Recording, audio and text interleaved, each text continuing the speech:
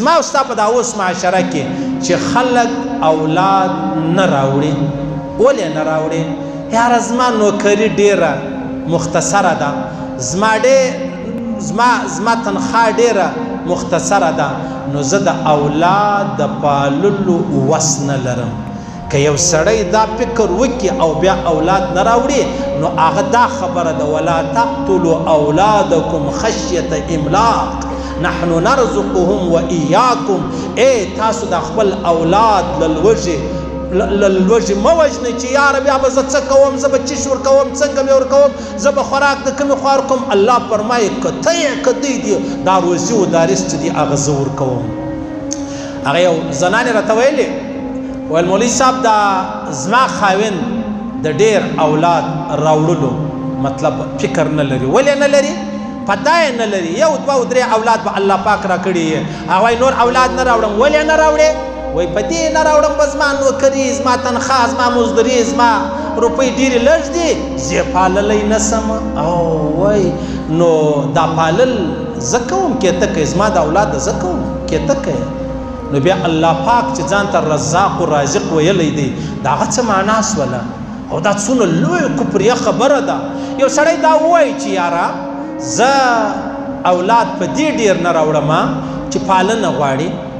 تعلیم غواړي تربیت غواړي زده کړه غواړي او بیا مور چې د هغه کمزورې ده هغه توان نه لري هغه وس نه لري زه خامخا په مابینځ کې د یوه بچي او بل بچي 2 کاله 3 کاله 4 کاله وقفه کوم هلته بیا عادي هم نه ورته کمزورې کېږي دلته به د تربیت زما دپاره هم دغونه خبره ده دا پروا نه لري جایزه ده بالکل جایزه ده هېڅ مشکل نه دی هیڅ مشکل نه دی مشکل دا دی چې یو سړی دا عقیده ولري چې یاره زه بېروزګاره یم دا زموږ ډېر خلک دي واده نه کوي ولې واده نه کوي وایي واده په دې نه کوم زما نوکري نشته نو چې ستا نوکري پیدا شي بیا ته واده کوي نو بیا دی 40 کالو ته ورسېږي 40 کالو ته ورسېږي بیا دی واده وکړي بیا نوکري پیدا شي ښه د نوکرۍ دپاره ناست وي دا اولاد چې الله تا ته درکوي د دې خوراک و څښاک و عزت و ژوند و مرد اگر ستا په لاس کې دی یا نه دی او څونه لویه دوکه ده حضرت عمر فاروق فرمایي رضی الله تعالی عنه که یو سړی راولاړ سلو قرضه یې واخیستله چې زه به واده وکړم زه به دا خپل نفس کنټرول کړم زه به دا خپل ځان چې دی هغه کنټرول کړم قرضه یې واخیسته د واده دپاره واده یې ورباندې وکړئ الله پاک باندې د حق دا دی چې الله به له غیبو څه د دا قرضه ادا کوي غیب دا معنا نه چې له اسمان غیب دا معنا الله به لارې ورته اسانه کړي الله به اسباب ورته پیدا کړي الله به لارې ورته پیدا کړي بیا به د هغه قرضه چې د هغه ادا کړي او نن ما ورته وایي یاره زما نوکري نشته بیا خو هسې موږ پر بدو روان یو هسې په بد د شیخ حسن جان څخه خبره ما درته وکړه د نو ویلې بلوچان ډېر ښه خلک دي یو د لمنځونه برابر کړي او بل د چشمه کې بل د دا نسوار پرېږدي دی نو به خبر ما درته ویل دی نو به خبر زه به درته ووایم پرون یو مشر سړی راغلی چې راغلی و نو دا خبره د عبرت دپاره ده زه نه پېژنم څوک دی ولاړی بیا خدای خبر موږ ووینو که نه وای مولوي صاحب ما خپله بچی چاته ورکړه هغه ما ته خپله بچی راکړله ما چې بچی ورکړله هغه تقریبا د 14 کاله وه څو عمر و هغه تقریبا 45 کاله به و 45 کاله دا خو دی وایي ما ول تا چې وکت ته د څو ول زه نو بس د هغه 50 کاله ما له حاجي صاحب درواغ به نه وایم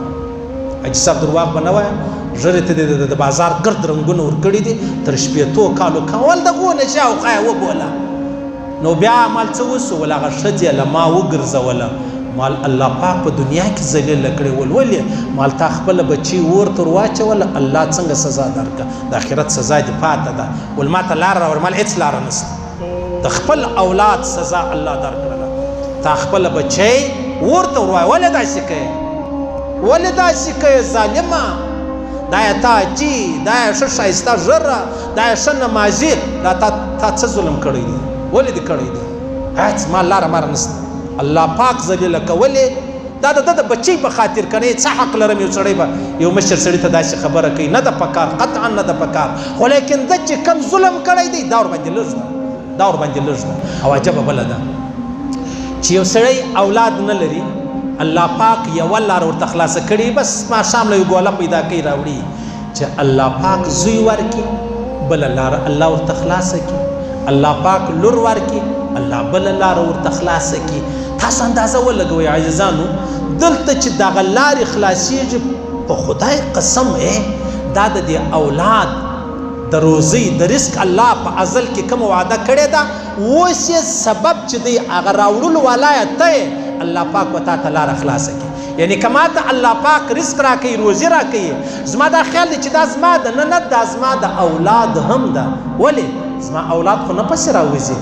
هغه کاروبار نه کوي، د هغه رقم ستا دپاره دا خبره ده، دا ستا بابا یا ستا ادې دا پر کور کښېنستو نن ضعیفه سلو، یا ستا ورور یا ستا خور هغه ضعیفه سو، یا ستا بچیان یې خاص کر راواخله هغه پر کور ناستې دي، کوچنیانې دي، بچیانې دي. الله پاک به له غیبو څه لاره برابروي او تا ته به بیا هغه اسبابو خبرې برابروي، الله پاک به و تا ته ګوله درکوي. ډېره اسانه خبره ده. قطعا چې دا سوچ ونه کې یار ډېر اولاد زما تنخوا محدوده ده، زما تنخوا لږ ده، زما په تنخوا ګوزه، والله العظیم که دا خبره ده. ولې؟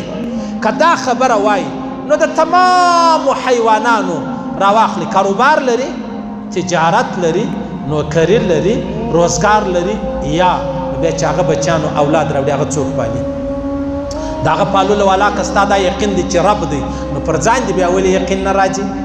پر ځان دې ولې یقین نه راځي؟ ګورې مولانا الیاس رحمه الله د دعوت و تبلیغ چې کومه دغه سلسله یې شروع کړې ده، بانی چې کوم و د شیخ زکریا صاحب رحمه الله سر هم و اکای هم و، هغه به فرمایلې ولعجبه خبره دا ده، الله پاک دین و ما او تا ته راسپارلی دی چې ته زما لاره په مخه واخله او د رزق دې زه په خپله بندوبست کوم، زه خپله درته برابروم. وایي موږ را ولاړ سلو، لمونځ مې و الله، عبادت مې الله ته پرېښوی، چې کوم الله پاک ول زه کومه، هغه چې کوم الله پاک وایي رزق زه در کومه، زه در کوم رزق، هغه ما پر خپله سر په خپله وژو واخیست. الله وایي رزق زه در کوم، ته د دین کار په مخه واخه، ما دین پرېښوی، هغه چې د الله ذمواري و هغه مې خپله ذمواري کړو. دا سړی به کله کامیابه شي؟ الله پاک ته موږ ته له غیبو څه روزي راکړي، الله پاک ته حلاله راکړي،